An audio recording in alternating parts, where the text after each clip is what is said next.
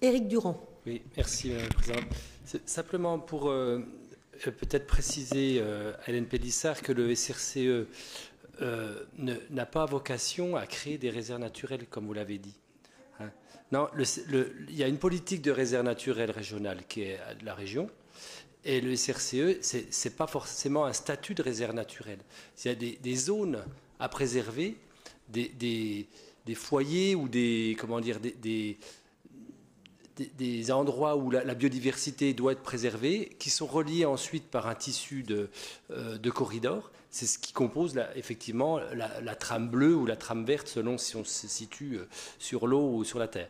Mais le statut, le SRCE, il ne va pas forcément décider du statut juridique de la protection. Parce qu'il y a des fois, il peut avoir une réserve naturelle, des fois ça peut être une ZNIEF, des fois ça peut être un arrêté de biotope, ça peut être une réserve régionale, mais ce n'est pas forcément une réserve régionale, comme vous l'avez dit.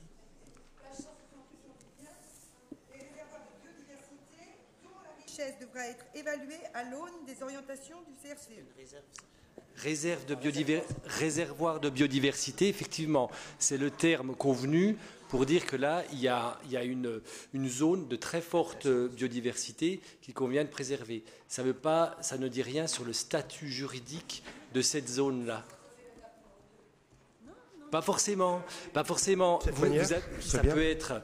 Ah ouais, Denis. Voilà, vous évitez de dialoguer comme ça. Ça peut être un arrêté de protection. Ça peut être un arrêté de protection de biotope par le préfet. Voilà.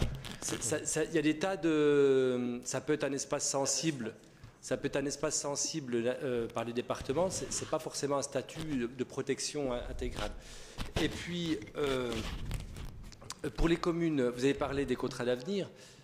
C'est aux communes d'embaucher des contrats d'avenir. On est bien d'accord. Hein, l'État aide les communes pour embaucher des contrats d'avenir, mais c'est aux communes de financer la petite part qui leur reste. Patrick Jean. Oui, merci.